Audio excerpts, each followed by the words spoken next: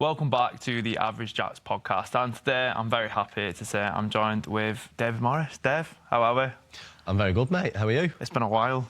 It's been a while, yeah, it's been too long. Yeah, so the last time we spoke, Boxing for Better was very much built around you. What's changed since then? A lot. So we got a lot busier. So the team, the programmes that we're delivering, the breadth of stuff that we're covering now has grown quite significantly. So a lot of change, but we've got now a team of 4 people, whereas before it was just myself. We work on multiple fronts and we take on our second premises soon. So yeah, in the last 2 years, maybe 2 or 3 years, we've achieved quite a lot. And before we get into that and we talk about, you know, the team, the growth of Boxing for Better, something that I wanted to ask you was, when you look back at the version of you that last came on the podcast, what would that person be more surprised about if they saw you today? I think with Boxing Better, it was set up very much to deliver a very specific thing that was never had a big grand idea behind it. It was just, let's give it a go and see what happens. Our free boxing sessions, the demand for what we do and the appetite for it has helped us grow. And I've had to change from somebody who's sort of busy running around carrying boxing gloves and delivering sessions, engaging people, to somebody who manages an organisation. Well, the amount of time I spend now on spreadsheets and on a laptop and doing all the things that I never really thought I would be doing. So I suppose becoming like the chief executive is the biggest transition. I'm no longer just a coach now, but I'm running an organisation. Yeah, and I suppose that is you've always been quite hands-on. I mean, for people who don't know, we're cousins, so, you know, we've known each other for a long time, but everything you've ever done and me knowing you for, you know, my entire life, you've always been sort of at the forefront. You've always been the face of what you do. And how was it to almost relinquish, control's probably the wrong word, but, you know, almost step back from that delivery, because that's your bread and butter, isn't it? It's really hard because nobody does anything as well as you do. When you're passionate about something, you are the best person to go and deliver it. But if you want to deliver it to the level that, you know, it's capable of, you've got to be able to give other people the opportunity to do the same as what you've done. And to do that, you've got to start creating systems, you've got to put trust in people, you've got to find the right people to do it. And you do have to step back to allow them to go and do it and make their own mistakes and learn from it so that they are knowledgeable enough to go on and carry on doing it and achieving the impact that I wanted or I was achieving alone. It's been tricky.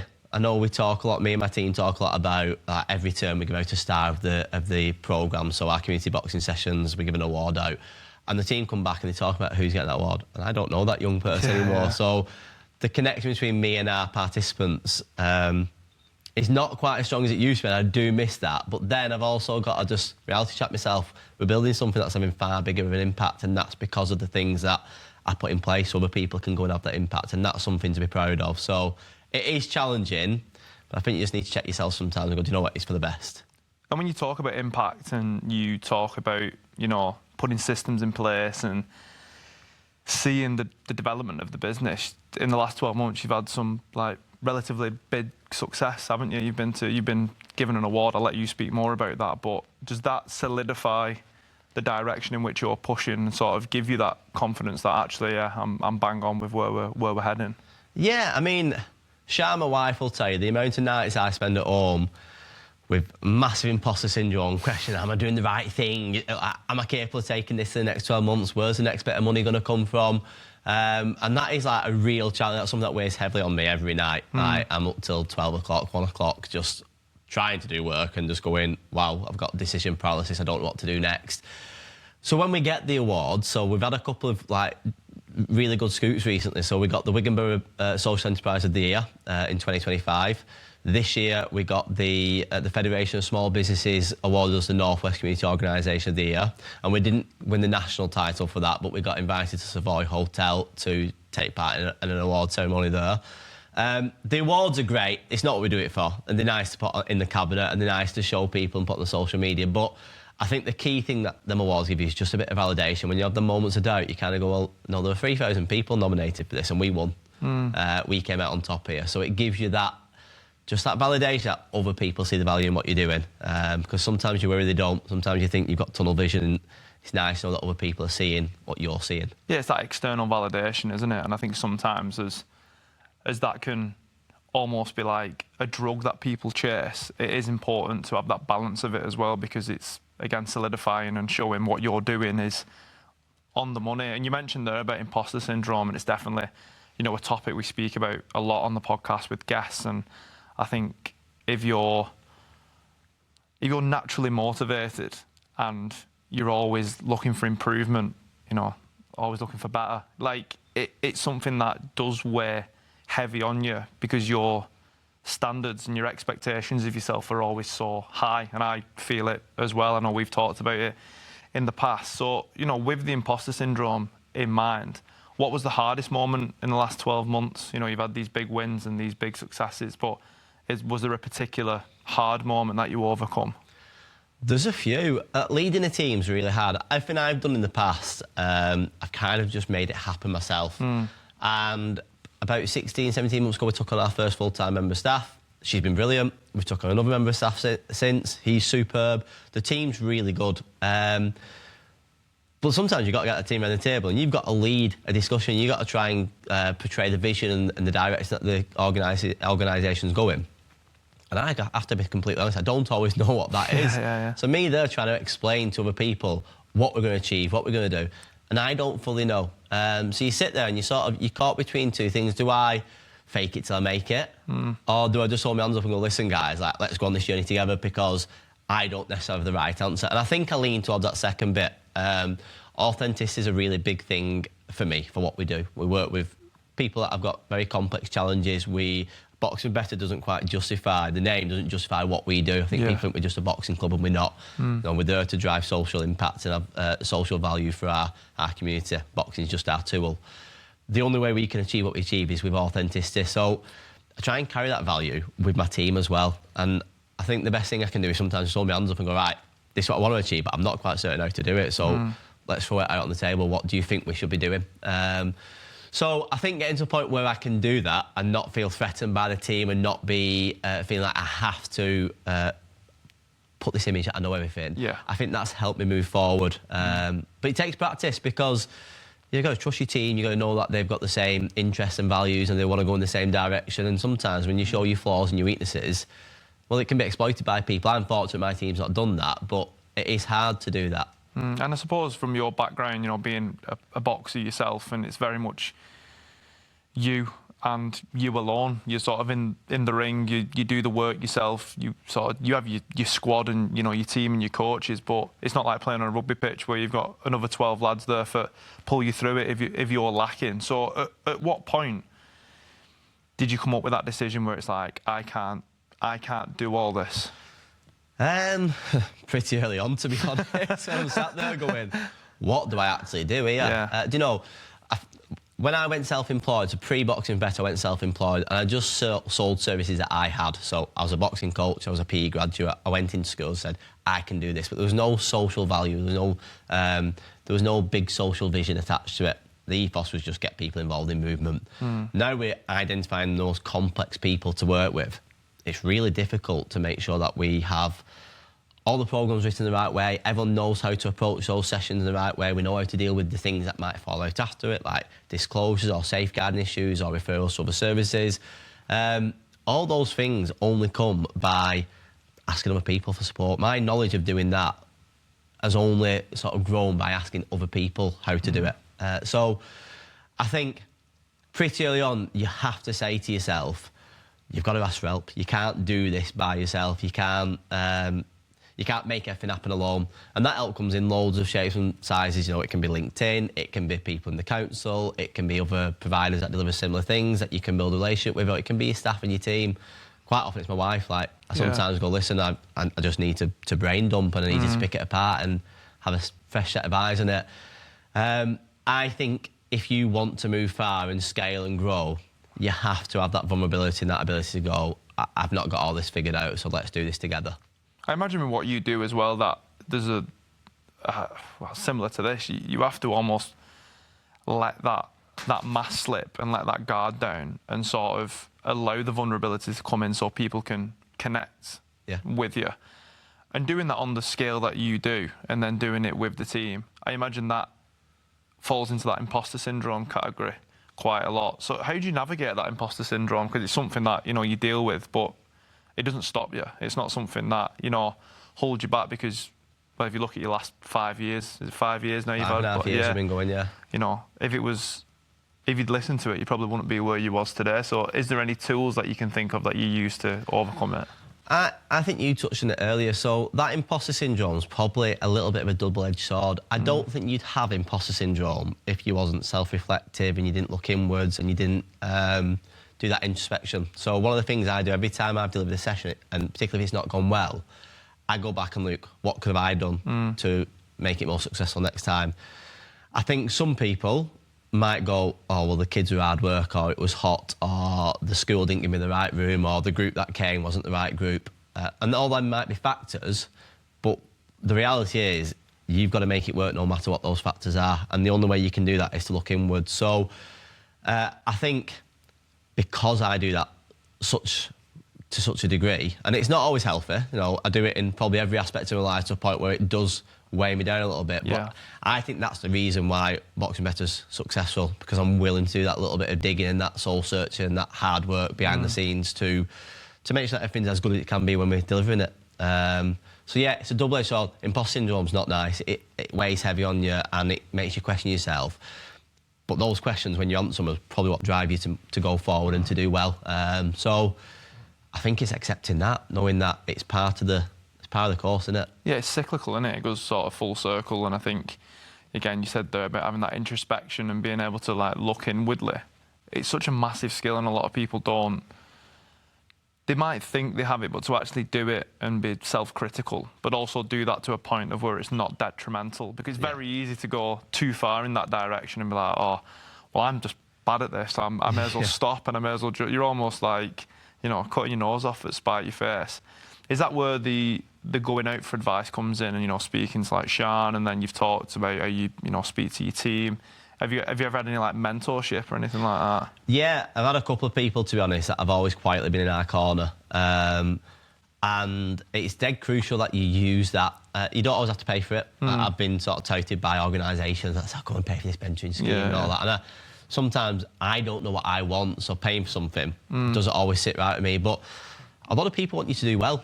And often it's people you don't know. It's people that see you on Facebook or Instagram or LinkedIn. I think, I really like what that guy's doing. I really like what that organisation's about. And they want you to do well. And they have skill sets you don't have. So when you make that connection, you see someone is buzzing about what you're doing and they like what you're doing and they want to be there to support you. It doesn't mean they're going to be there, 50 hours a week to support you, but they can just give you little nuggets and you can go to them. And we have had a few people who are still in our corner that do that for us. And I try and do that for other people that are sort of early on in their career or the phase of growing something. And I think that's one of the crucial things, particularly in our sector, the voluntary and social sector. We're very much willing to do that. At first, when I first set up, I didn't want to let anyone in because I thought, oh, all my ideas are the golden ideas, and if I share them, people will steal them. But I go back to what I said, nobody does it as well as I do. Nobody does what you do as well as you do because you're passionate about it. Yeah. So don't be afraid of sharing it and telling people, because they can't steal it and make it better than you do. No, I suppose. But they can help you do what you do better. Yeah, they can increase and make that almost it's the intellectual property argument, isn't it? Someone could sit down and do this and have this conversation, ask the same questions, but 99 times out of 100, it'd be different. Yeah. You'd never replicate it perfectly because we're all individuals, and I think a big part of the podcast, and it sums it up quite nicely, is we're all unique, but we all have similarities, and I think that is what the power of this podcast is that it shows that despite what you do, if I have a couple of mates who work on site, like plasterers, do different things like that, they'll listen to this, and in no world would they think, oh, we have similarities. But actually listening to you, they're like, oh, well, actually I have a team of 3 lads that I look after. Oh, I have a team of 3 girls that I coach at my local netball team. And then how that Venn diagram crosses over and then different paths of life. So yeah, it's interesting hearing it from other people's perspectives and sort of not allowing that cross that you bear be too heavy to have that detrimental effect. But going back to something that you said before, I'm interested because when you deliver sessions, I'm a coach outside of it, and you're almost like the leader of them sessions. Yeah. Has your definition of leadership changed in the last year from what it was when it was just you delivering boxing for Better to what it is now overseeing a team? Yeah, 100%. And I've sort of moved now from being this guy that does a do of nice things, going out running free boxing sessions, to somebody now that has to wear a different hat. I have to make sure that we have an organisation that runs smoothly, that its weaknesses are addressed, that we capitalise on our strengths. It's more of a corporate mindset that I've had to develop, which is hard when you come from a social and community sort of background to develop that corporate mindset. And I went on a training course recently. It was another university, Met University, or Manchester University, one of them. Somebody's going to tell me off for not getting that right. But they ran this leadership course, and it was for the social economy. So there were all social organisations, social enterprise in the room. We did a full weekend there, and it really helped me understand the journey of leadership and how to bring people along with you. In the past, I've just had good ideas and shared them, but I've not realised that people at different stages of your idea. So when I want to make a change in the organisation, I probably already have my moment of understanding the problem, experiencing the grief of all the issues it comes with, coming up with a solution, then implementing the solutions we can drive forward. But the moment I articulate that to my team, they're sort of down here. Yeah. And I've got to be mindful that there's a journey for them to go on before they can adopt it. And I'm not perfect at that yet. I'm very young and new at that. But there's certain theories that you can apply in leadership that translate. It doesn't matter whether you lead in a family, whether you lead in an organisation, whether it's a football club, whether it's a FTSE 100 business. Those principles pretty much are universal. So spending a little bit of time learning about them, as opposed to just improving myself as a boxing coach, has really helped me move the team forward. Was there any guilt from not being the person to delivering the sessions? Did you feel any guilt of not being Dave, the coach, and being Dave, the CEO? Yeah, I put a post the other day on LinkedIn. I don't know if you'd have seen it. And I just said, does anyone else get FOMO? Yeah. And it goes back, I was saying before, we have team meetings every week and we're talking about the change and the impact that we've made. And I'm like, I don't know who these people are sometimes. And I'm still involved in quite a few of the programs, and we deliver so many programs. For such a small team, we cover a large breadth of work. And I can't be involved in them all. But I've just got to check myself again. At one point, people bought Dave, the boxing coach. Now people are going, we want boxing for Better. And that can be Lucy, that can be Johnny, that can be me, it can be people that we employ. We're now building a blueprint of how to be a coach and a mentor at Boxing for Better, so that everyone can deliver high quality no matter who it is. And that's what's going to help us sustain and regenerate and, last in 10, 20, 30 years' time. So, yeah, the guilt's there because I love doing the sessions, but the reality exists that if I want Boxing for Better to continue doing well on a bigger scale, I have to step back and I have to be more focused on the organisation rather than the delivery. Because have you ever sort of got to the point where you've been doing too much and you feel like burnout? Is that a thing that you worry about when you're sort of spinning all these plates? Yeah, currently. Yeah. I think you've asked me about 12 times, can I come and do something like this? I've been like, yeah, mate, I'll get back to you later. Another month passes.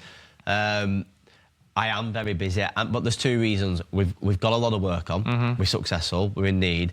But I'm not an expert at managing a team of people yet. I'm not an expert at managing it. So a lot of it is decision paralysis. A lot of it is just not actually knowing the right way to do it.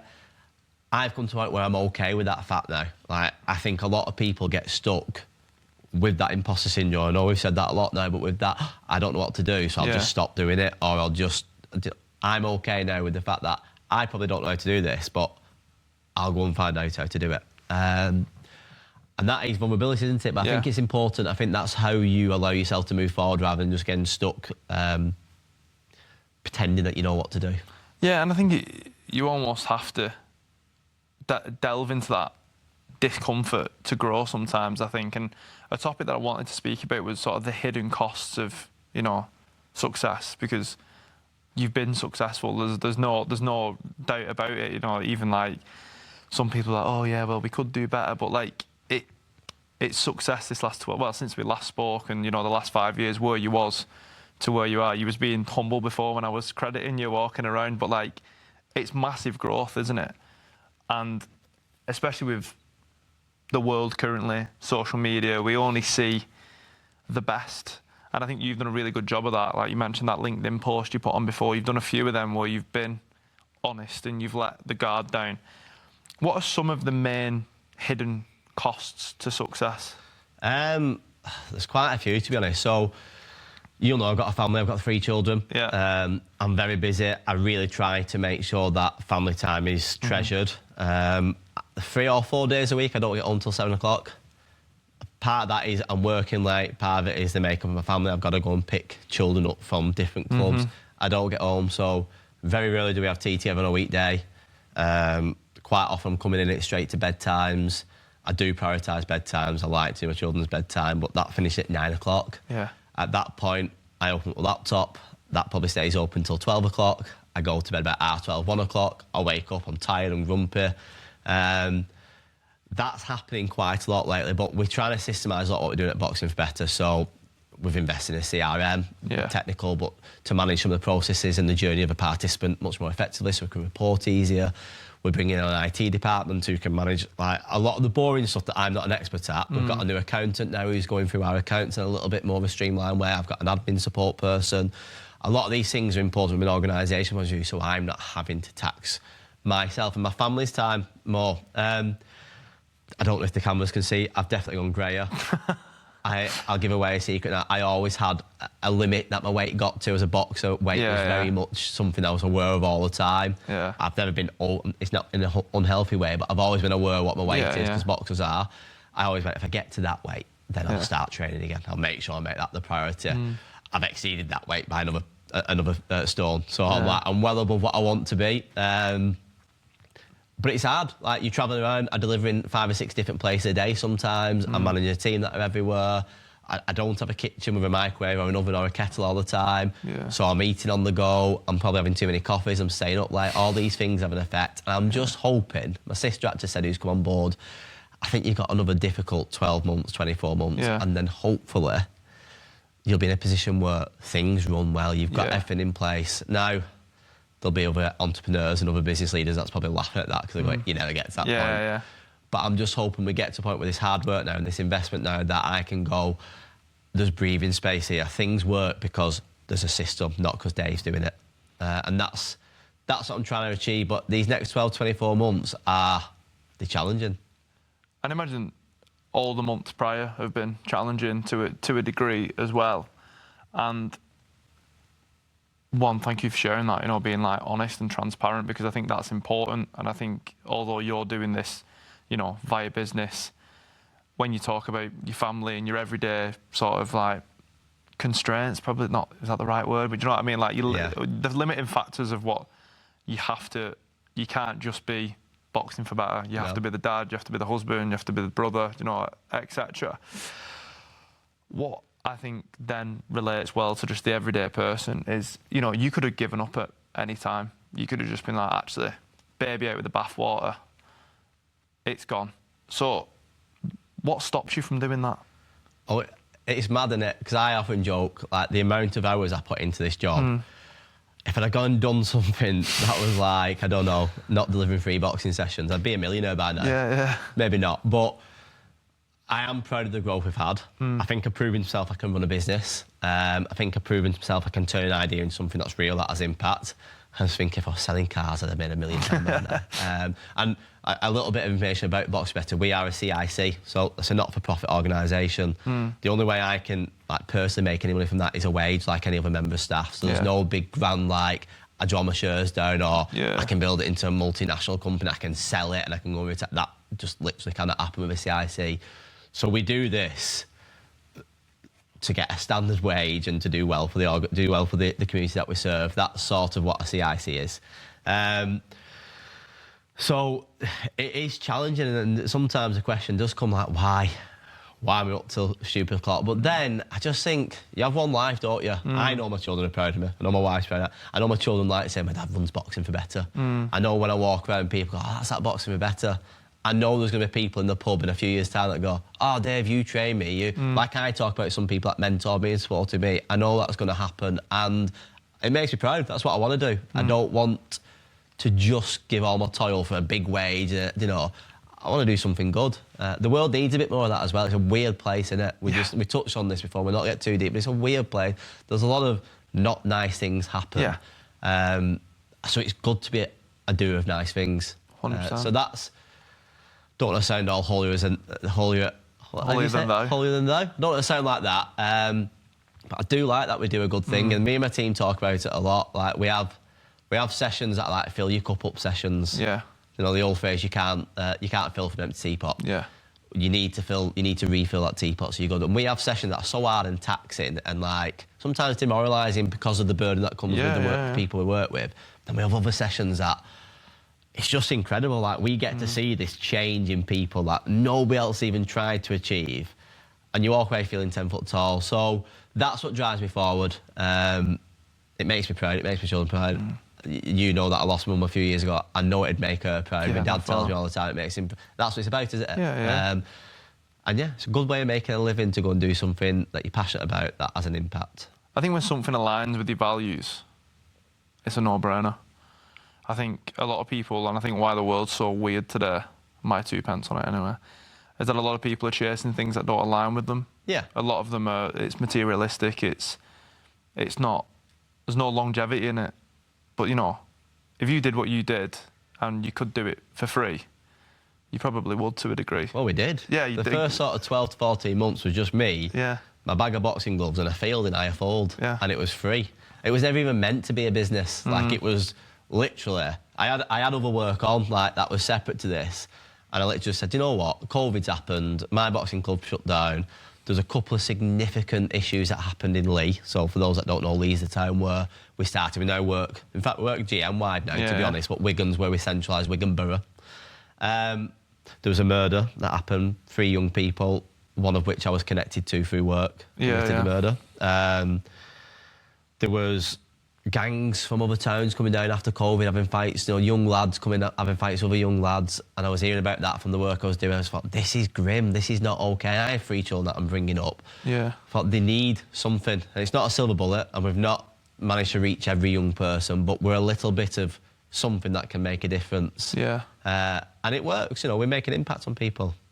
And I suppose if it stops one person from being in that situation of that person you was connected with from happening, what a massive impact that has, you know, not just for that person, but society in general. And, you know, we've probably not touched this time on what, you know, Boxing for Better actually is. So I'll ask you this question, you can sort of go into it. So, like, when you started Boxing for Better, were you trying to build a boxing organisation, or you're actually trying to solve a problem that boxing just happened to fix?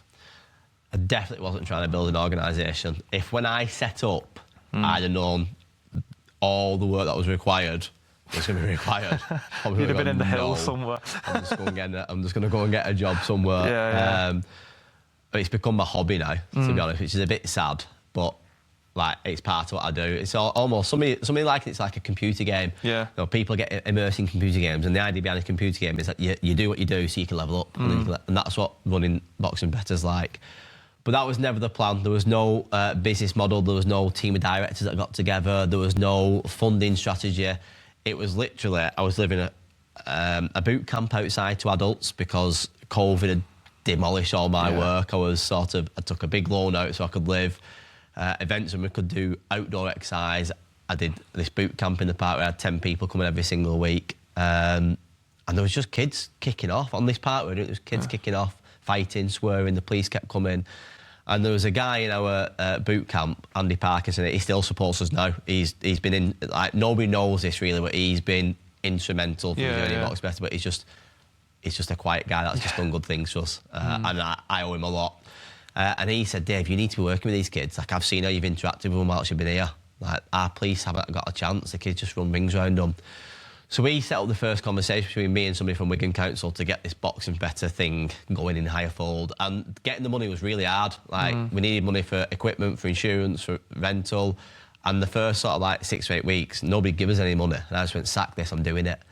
So it was just going to be 1 hour on a Monday night, I'll go and do it, and I'll come home, and that's that. And it just grew. People get going, can you do it here? Can you do it there? So now we're in Platt Bridge, we're in Norley Hall, we're in Lowton. We've been commissioned by the Ministry of Justice. We've had funding from National Lottery, from High Sheriff's Trust, from Sport England.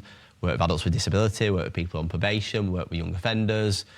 We do so many things that have like a social value attached to them, and boxing is just a tool. But the last thing I'll say just on that question is, I often joke that I think I probably would have done something like this no matter what, but boxing was my passion. But I always say if I was a chef, and I've probably done a similar thing but using cooking. I was an actor, I probably would have done a similar thing but using drama. Just happens to be boxing is what I'm good at. And it really works well, so we're quite lucky.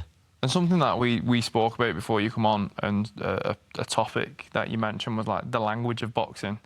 And, you know, the people that you work with, it's a very vast spectrum, isn't it, of different people with multiple complex challenges, different sort of social standing, life experiences.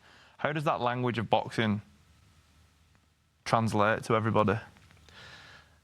I think the language of boxing is raw, it's real and it's relatable. And I think there's also a thing about boxing, maybe I'm biased, I think everyone somewhere has this, I could probably do it. And whether they go and do it or not, I think somebody, if you did a few rounds on the bag or on the pads, or you had a white collar, or you got carded up and become an amateur boxer, I think it's like climbing a mountain, or it's like doing a marathon. I think it's something that everyone secretly has on the bucket list.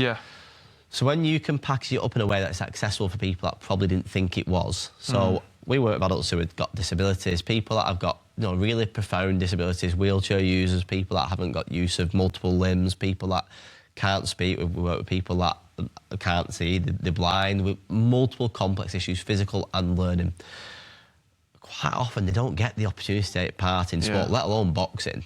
So when we can package it up where they get to do it, and not just do it in a patronising way, which is what you see a lot of times, but do it in a way where they really feel like, I'm involved in this group, I'm part of this community, I'm getting a sweat on, I'm releasing endorphins. It has a particular impact on them. Now, there's other groups, so like the probation group that we work with, and this is my favourite session. So these are people that have obviously made some poor choices. They've spent time in jail, they've got a criminal background, and they come to the boxing gym, and on the exterior they probably look tough, hard, frightening, whatever adjective you want to use to describe them.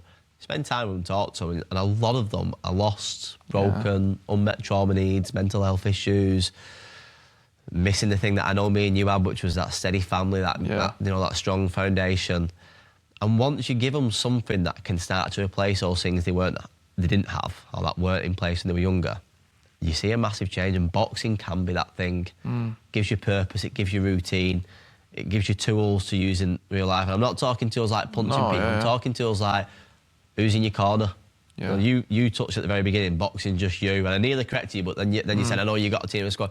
Boxing isn't just you. It looks like it's just you, which is what real life looks like. But the reality is there's people behind you who've trained you, give you advice, supported you, they'll fix your cuts during the fight.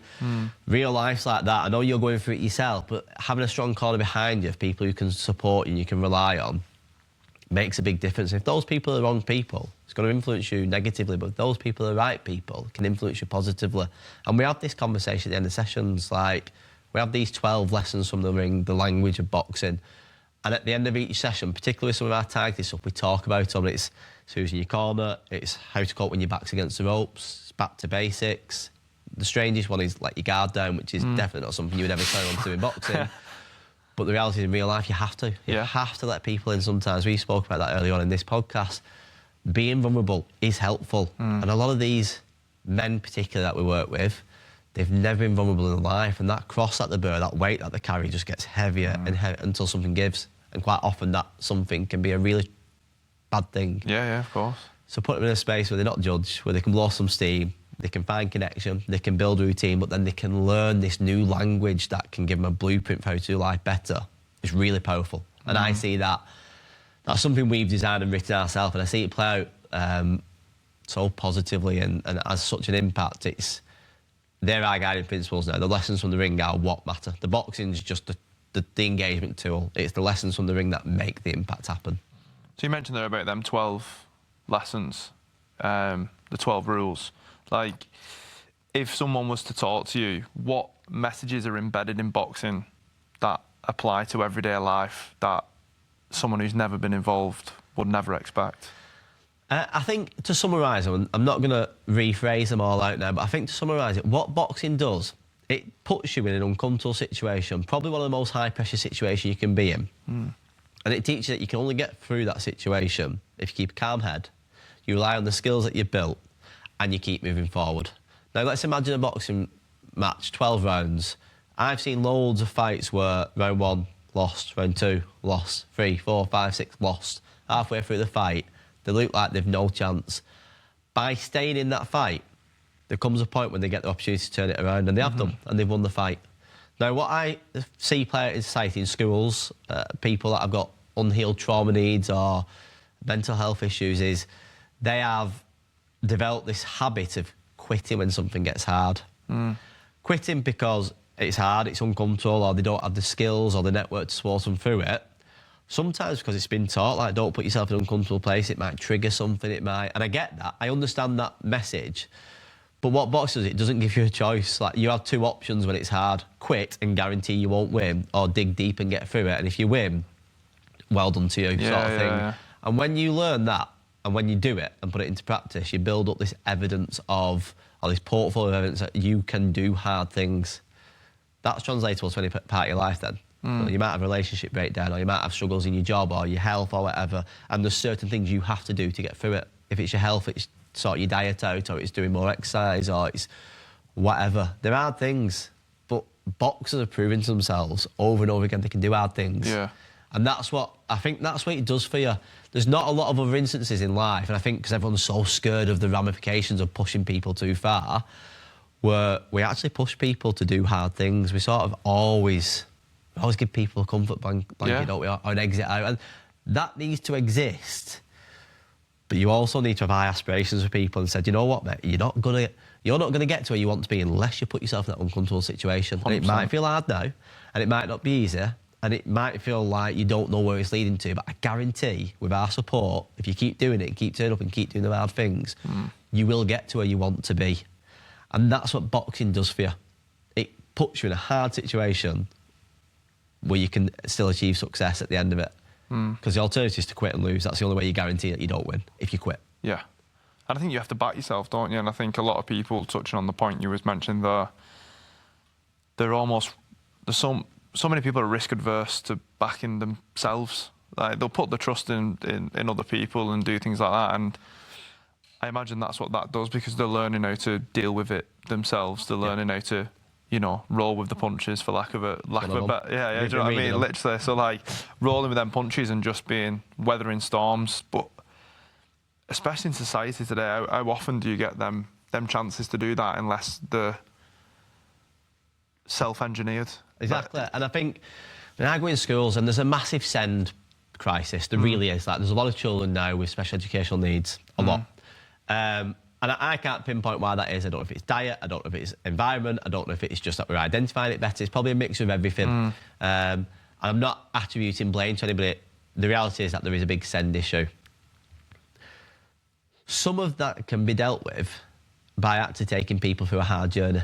Not all of it. And there's going to be people that are going, you don't know what you're talking about right now, because SEND is such a complex thing, and there's people on such a complex side of the scale that that's not the right approach to them. Nurture and support, and just sometimes sensory input is what they need. But there's other people that present with complex issues, SEND needs, challenges, behaviour issues. I think like boxing, where they have to go through a journey of being put under pressure, but then proving to themselves they can get through it and achieve success. That can be the thing that can switch or flick that switch for them. And I think there's not a lot of place for that. I watched a documentary by Gareth Southgate. It's given me a thought for a new programme that I'm writing that I'm trying to secure some funding for. It's all about creating mentors for young men. The space for young people to be mentored and supported and pushed and to develop resilience is shrinking. Like, we're removing those things. Everything's just too easy now. Yeah. And we're removing it, and we do need to engineer it a little bit more, but do it in a way that's supportive.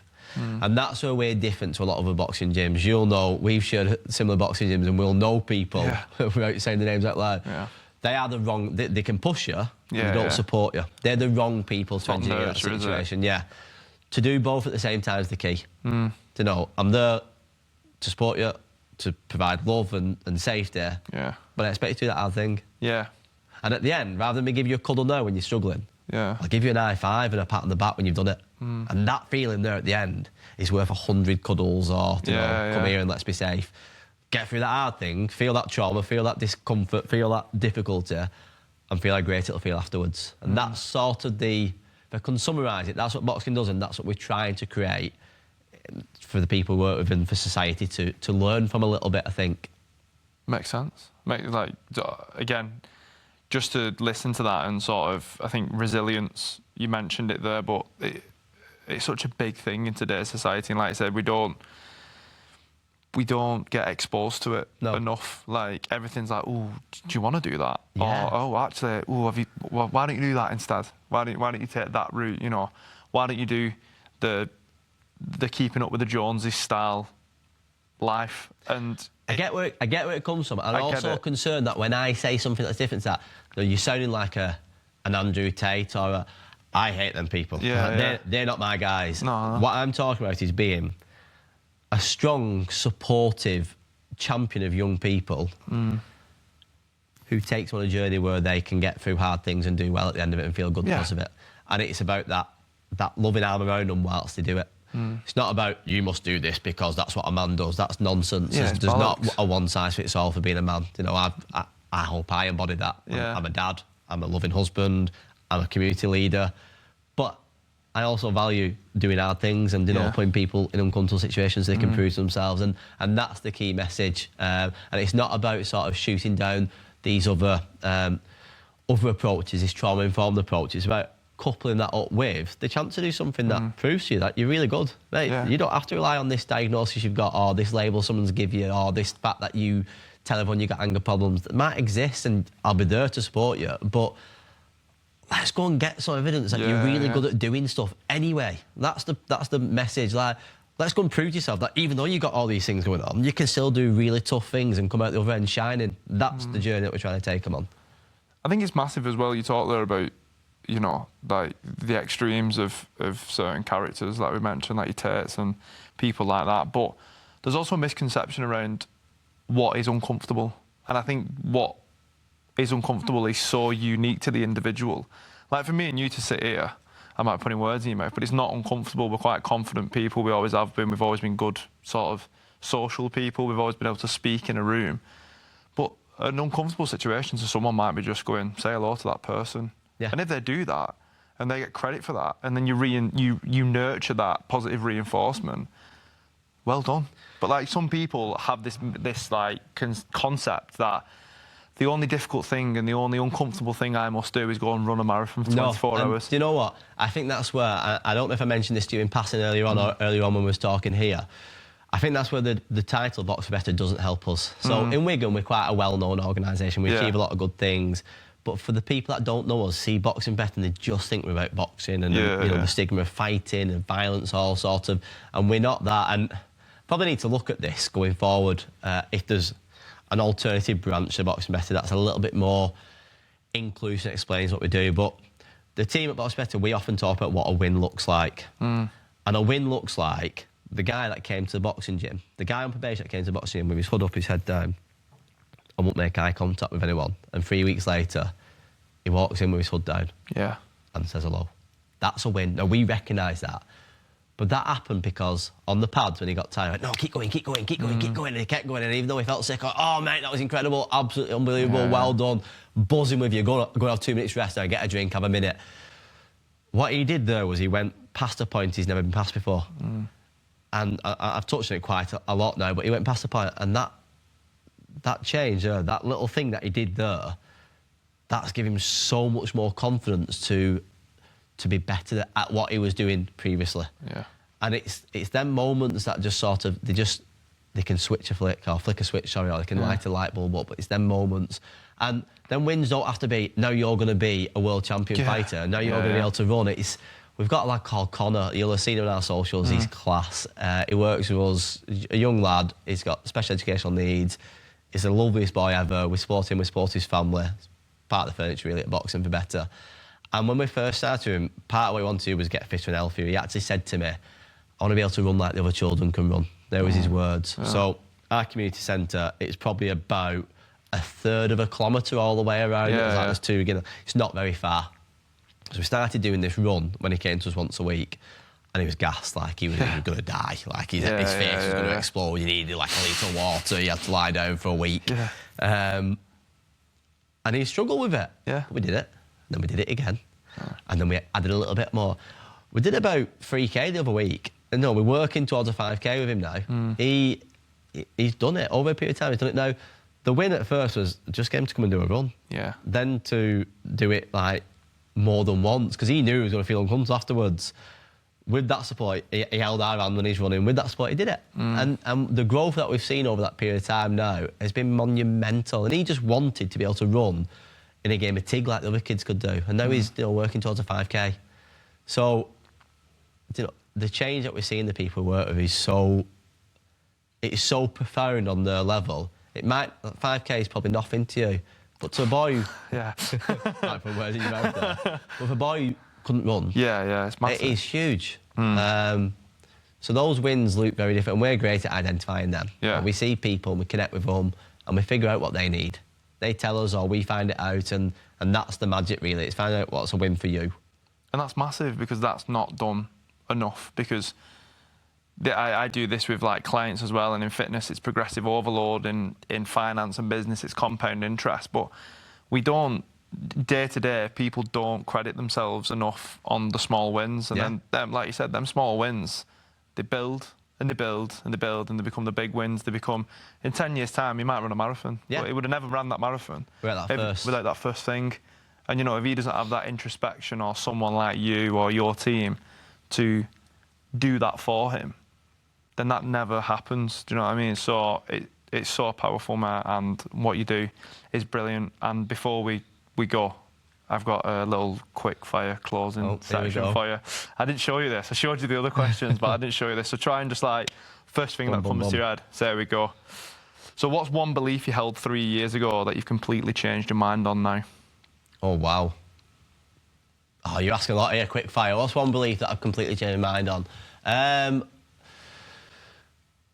Do you know what? I had limiting factors in my mind. I remember when somebody came to me and said, can you do this session with our adults who've got disabilities? I was like, how do I do this? There's people in wheelchairs.